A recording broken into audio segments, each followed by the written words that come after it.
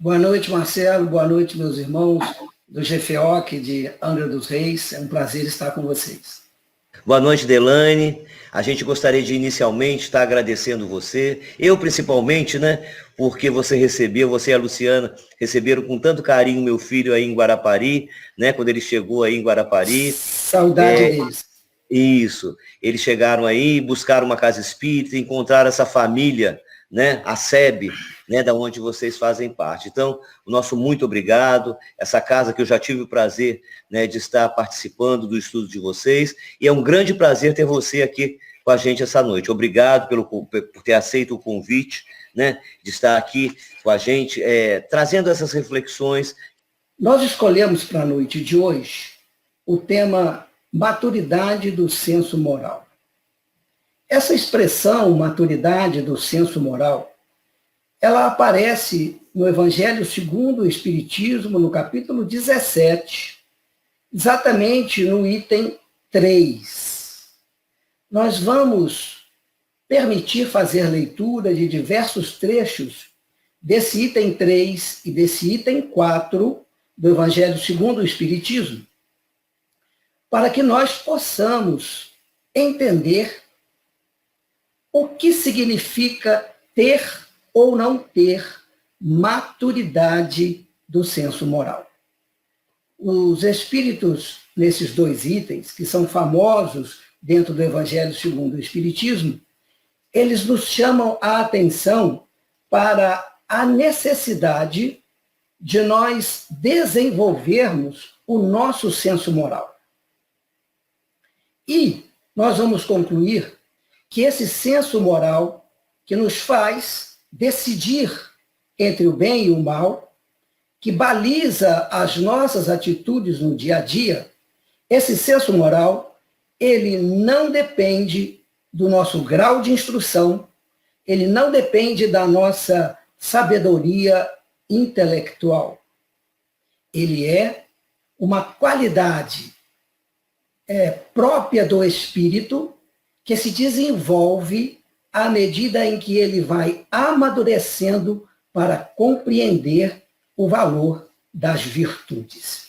É óbvio que o estudo, que a dedicação para aprender através dos livros podem nos ajudar a amadurecer o senso moral.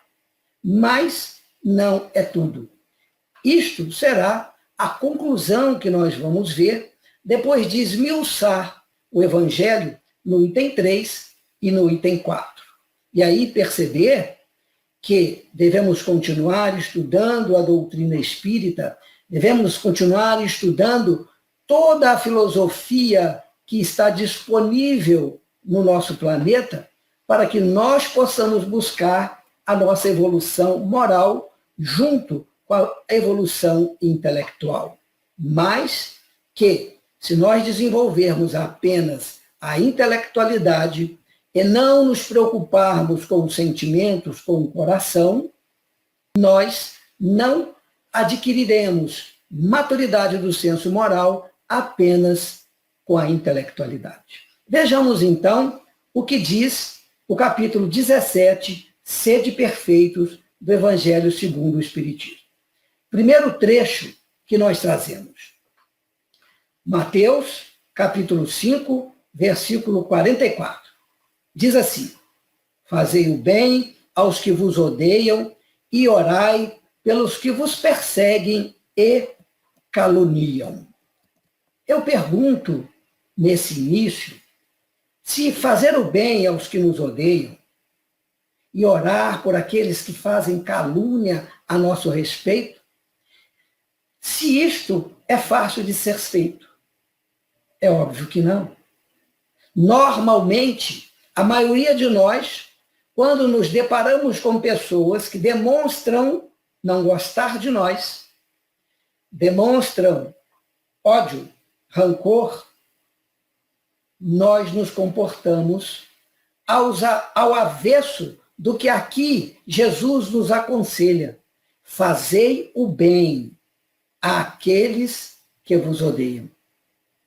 E aqueles que vos perseguem, que vos caluniam, orai por eles. tenhais indulgência para com os seus erros.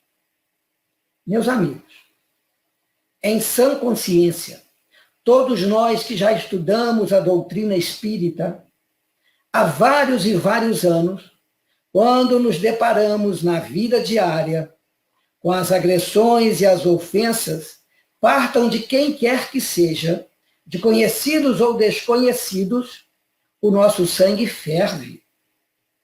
E lembrar da serenidade e da brandura, de abrir o sorriso para quem está a nos ofender, é algo que ainda está longe de nós.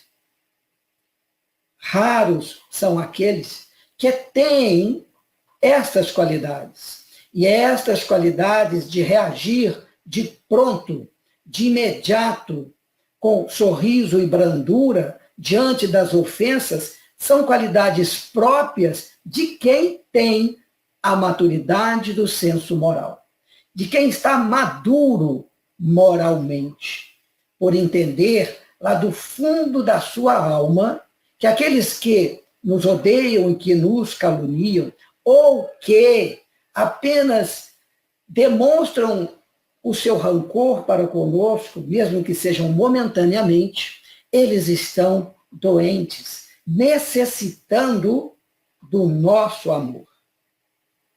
Se nós estivermos nesta condição, podemos elevar as mãos aos céus e agradecer, porque nos tornamos espíritos maduros diante do senso moral, diante daquele senso inato que desabrocha naturalmente quando a ofensa aparece.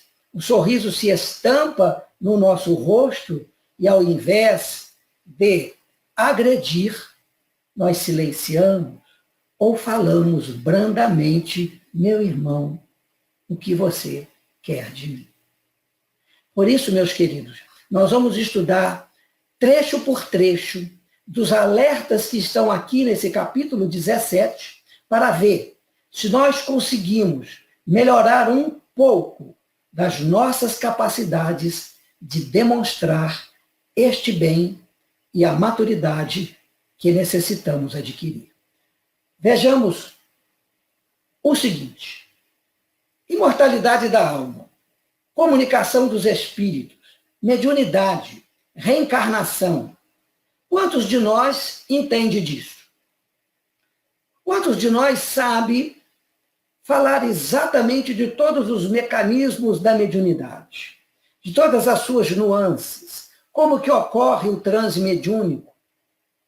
Estudamos isso nos livros de André Luiz, no livro dos médiuns. Explicar os detalhes da reencarnação de Segismundo, no livro Missionários da Luz. Entender da lei de causa e efeito. Todos nós estamos estudando esses assuntos há anos. E aí, os espíritos nos perguntam: como este conhecimento está nos ajudando a adquirir esta capacidade de amar e fazer o bem aos que nos caluniam, aos que nos ofendem? Saber explicar cada um desses itens com profundidade ajuda a praticar o recomendado por Jesus no Evangelho de Mateus, que nós acabamos de ler: fazei o bem aos que vos odeiam e orai pelos que vos perseguem e caluniam. Ajuda? Olha, eu diria que ajuda, mas se fosse o único instrumento, nós não poderíamos estar continuando a errar diante daqueles que nos ofendem. Eu posso terminar o estudo agora e sair aqui na porta da minha residência e encontrar com o primeiro transeunte ou o porteiro do meu prédio e ele me desacatar. Qual será a minha reação instantânea? Não acredito que será um sorriso de brandura. Então, meus amigos, o quanto aprofundar no estudo de todas as verdades da doutrina espírita tem nos transformado, tem nos feito homens, espíritos maduros moralmente. Este é o questionamento da noite de hoje. E não vou ficar no que eu acho.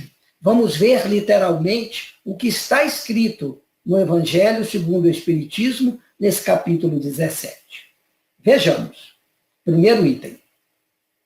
Evangelho segundo o Espiritismo, item 4, bons espíritas. Diz assim: bem compreendido, mas, sobretudo, bem sentido, o Espiritismo leva aos resultados acima expostos.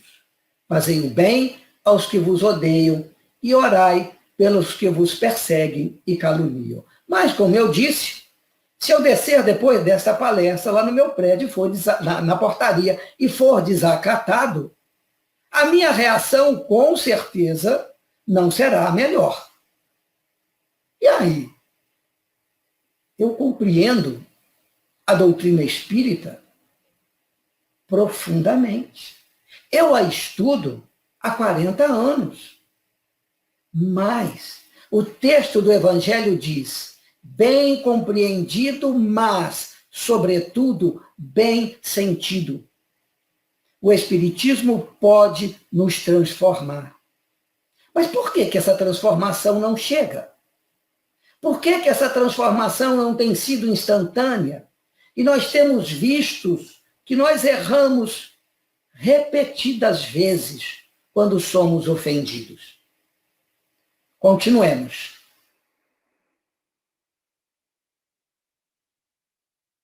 Muitos, entretanto, dos que acreditam nos fatos das manifestações, não lhes apreendem as consequências nem o alcance moral. É isso que diz o texto, bons espíritas. É porque nós compreendemos com a inteligência como que os espíritos se comunicam, como que eles expandem, como que o médium expande o seu perispírito para perceber no transe mediúnico o espírito comunicante, como que esses fluidos se combinam para que a manifestação ocorre. Nós acreditamos e entendemos isso tudo pela nossa razão, mas o alcance moral desses ensinamentos, ele tem passado longe do nosso coração. Não sou eu que estou dizendo, são os espíritos nesse item 4. Muitos acreditam nos fatos, mas não lhes apreendem as consequências nem o alcance moral. Ou, se os apreendem, não os aplicam a si mesmos. Este alcance moral de saber que somos espíritos eternos, que por isso todas as nossas ações, todas as nossas atitudes terão consequência que nos serão cobradas por toda a nossa eternidade, até que nos tornemos homens maduros moralmente. Quando nós não aplicamos isso a nós mesmos, é porque o homem velho, as nossas más inclinações ainda estão muito fortes nos nossos corações.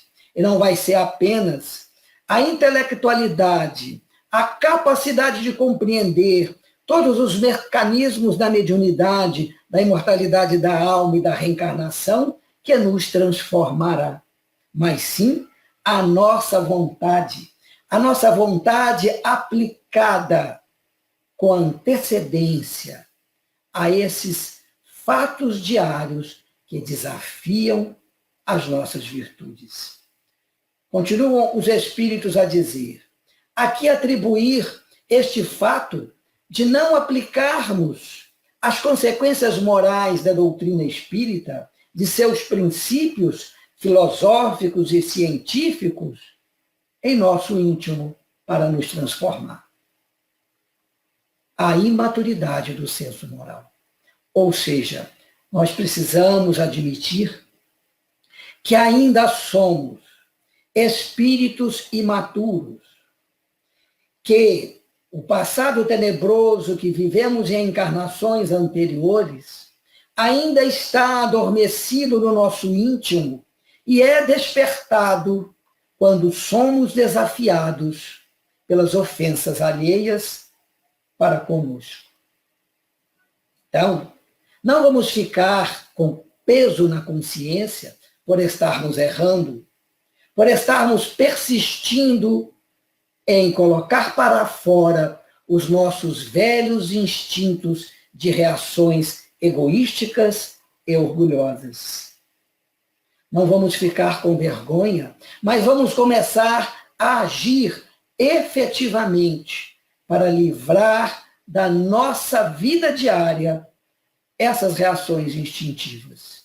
Por isso, além de nos dedicarmos ao estudo aprofundado da doutrina espírita, vamos nos dedicar a olhar para dentro de nós e reconhecer, cada vez que tivermos perdido a paciência com as ofensas alheias, qual exercício eu farei, como eu vou construir uma barreira, não uma barreira, mas uma atitude efetiva para, antes de botar o instinto velho para fora, segurá-lo, pelo menos, silenciar, para no momento seguinte, que pode ser da próxima ofensa, eu conseguir externar sorriso, brandura e amor.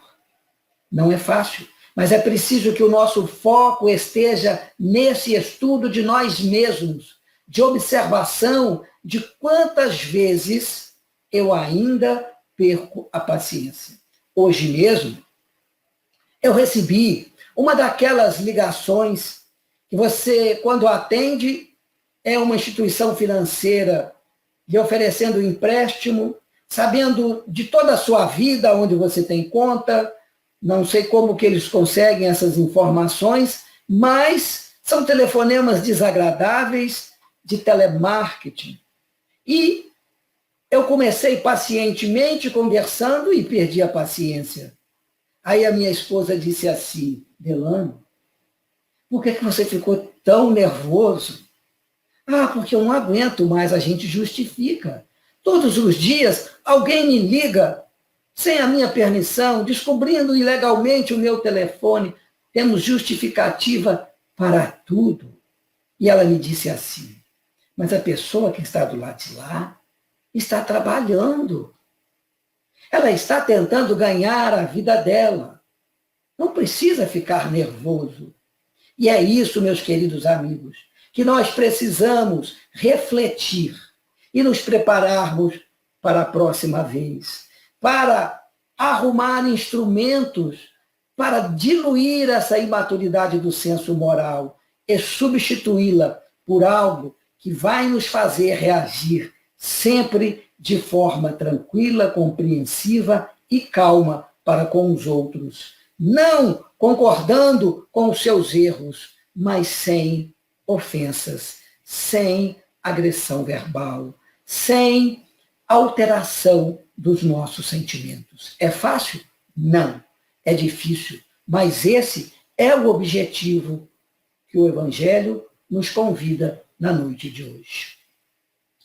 Os imaturos, diz a lição, têm a crença nos espíritos como um simples fato, mas que nada ou bem pouco lhes modifica as tendências instintivas.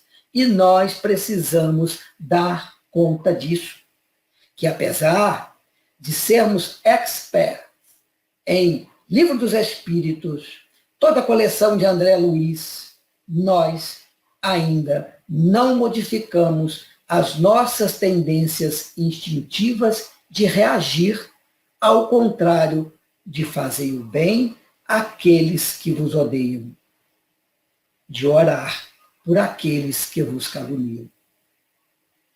Se nós tomarmos essa consciência, vamos perceber o quão pequenos ainda somos, apesar de termos nos adiantado no conhecimento através da razão.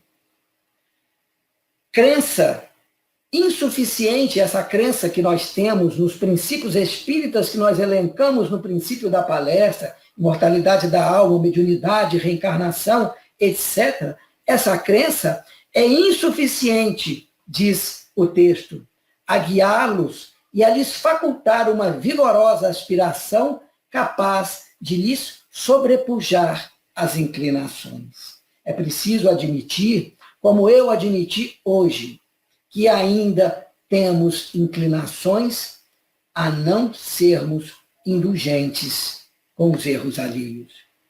Quando erram para conosco, nós nos sentimos no direito de reagir de forma agressiva. A névoa que os envolve tira-lhes a visão do infinito, donde resulta não romperem facilmente com os seus pendores e maus hábitos. Por isso, meus amigos, nós, espíritos e espíritas ainda imaturos no senso moral, conservamos pendores e maus hábitos, por não estarmos aplicando as consequências morais dos ensinamentos que absorvemos nos livros para o nosso coração, para o nosso íntimo, para que o essencial na nossa vida possa ser cuidado por nós 24 horas no dia. Imaturidade do senso moral provém de que a parte material da ciência do espiritismo somente requer olhos que observem, inteligência para ler e entender, enquanto que a parte essencial do espiritismo exige um certo grau de sensibilidade, a que se pode chamar maturidade do senso moral. Esse item 4 do Evangelho, Bons Espíritas, vem nos mostrar que nos falta a maturidade do senso moral, porque ainda deixamos o nosso instinto sobressair nas nossas reações do dia a dia. Os nossos instintos, das nossas más tendências e dos nossos maus hábitos. Hábitos que não foram criados somente nessa existência, mas em todas as existências anteriores que se acumularam como um aprendizado que sedimentou-se em nosso espírito.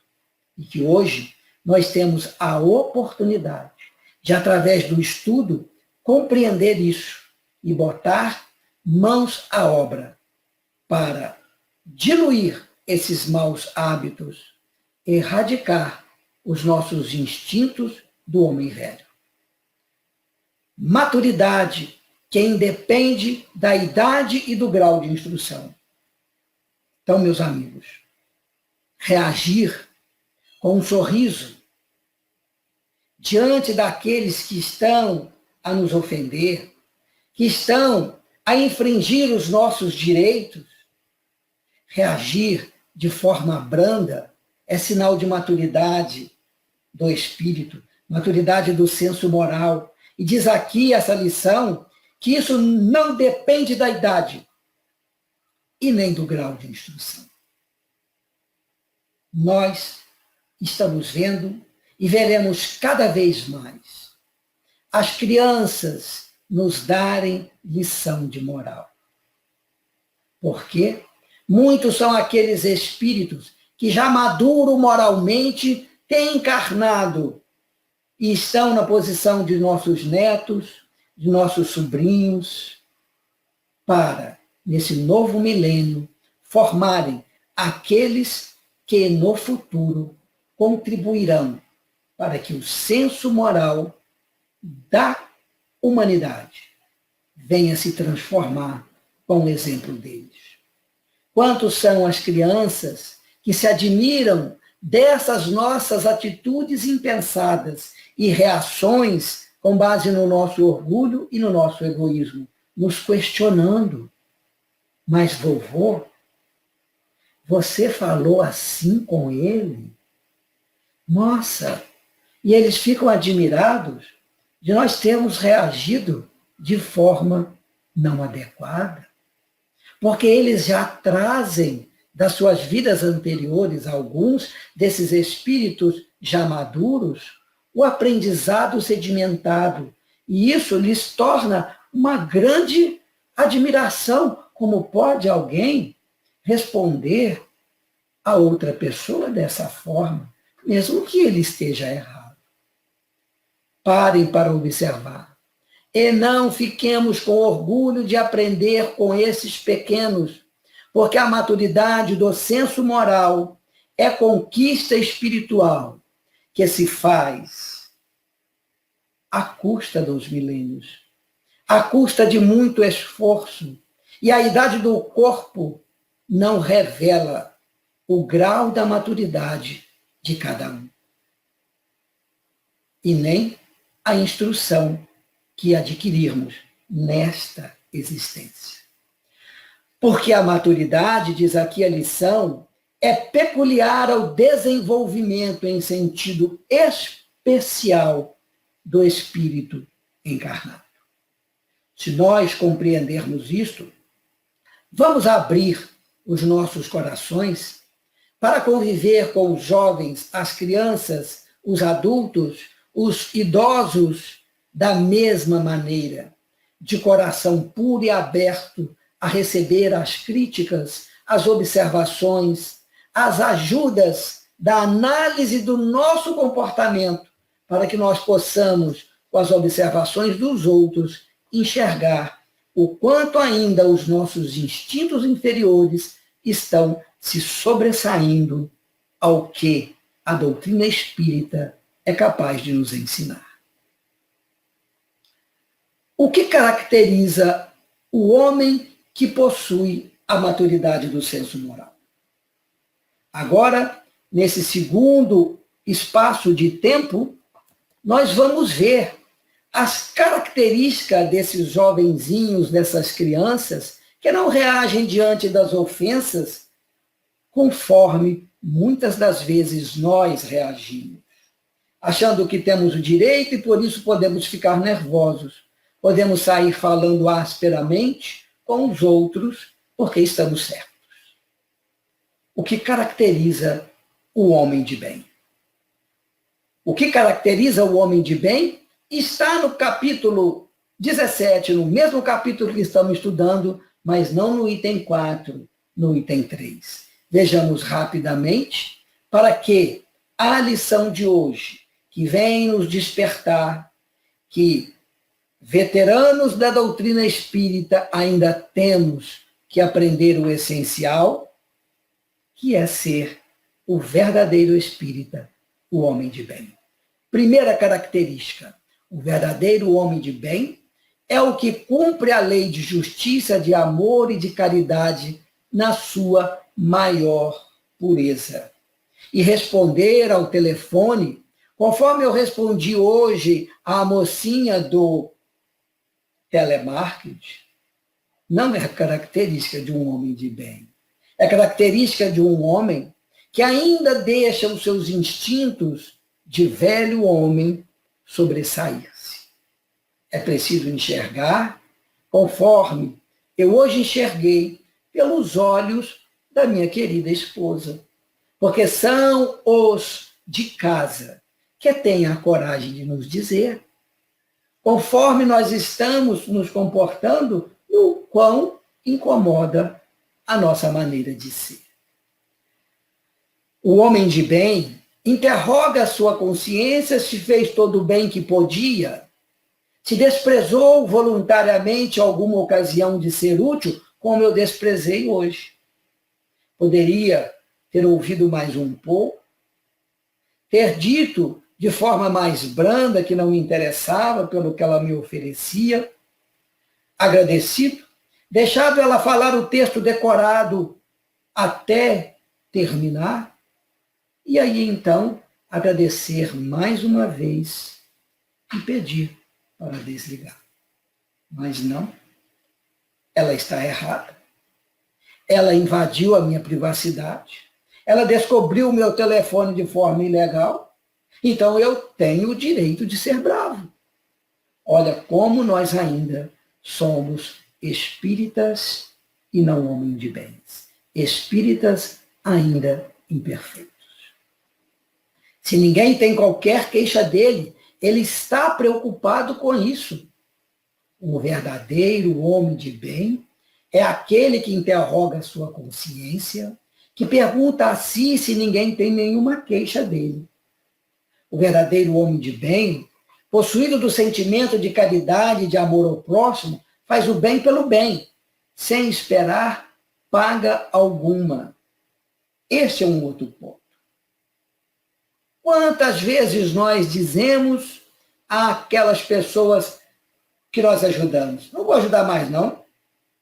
Ele nem agradecer, agradece mais. Ele está achando que é minha obrigação de ficar ajudando ele eternamente. Não, desaforo, não vou ajudar mais, não. Esses somos nós.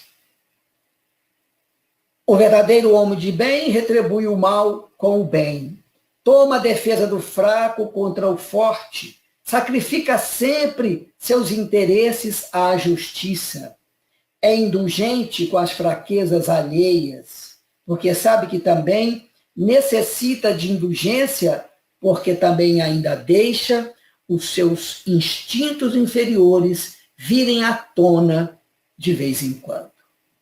Ser indulgente é desculpar, é compreender o erro do outro, é perceber que ele ainda precisa, como nós, de adquirir a maturidade do senso moral, que não vai adquirir apenas com estudo aprofundado de qualquer filosofia, mas com a vontade firme de enxergar o seu nível de egoísmo e de orgulho e traçar estratégias para modificar as suas atitudes.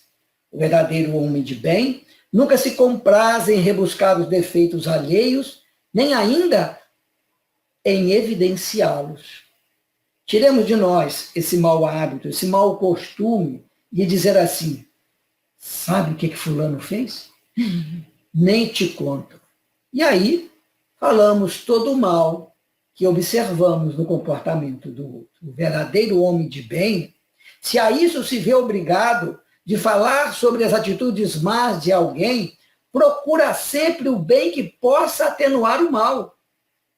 Procura sempre ver o lado bom das coisas.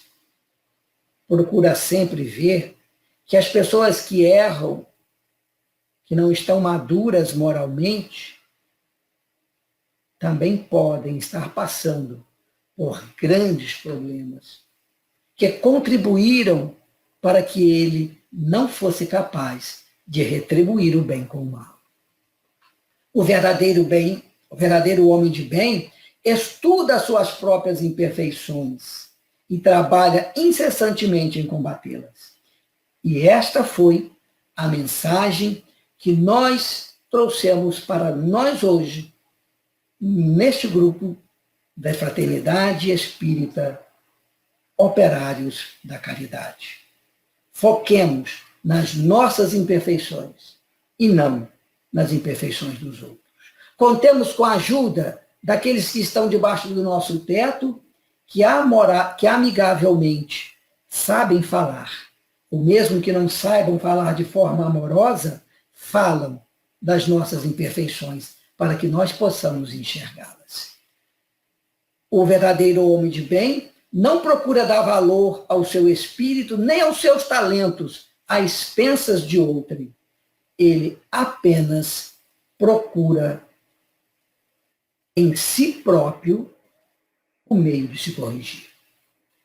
Agradecemos profundamente o convite de Marcelo e de todos aqueles que estão conosco hoje nos assistindo. Gostaríamos de dizer que nós mantemos toda segunda-feira às 19 horas no youtube.com/CACEB Guarapari um programa chamado Reflexões Espíritas, que neste mês está estudando o livro Sinal Verde, uma lição por dia. Acessem o nosso canal, nos ajudem a refletir sobre esta mudança de comportamento, porque esse livro, Sinal Verde, André Luiz fala direto aos nossos corações, fala direto apontando os nossos comportamentos indevidos e sugerindo quais comportamentos devemos ter.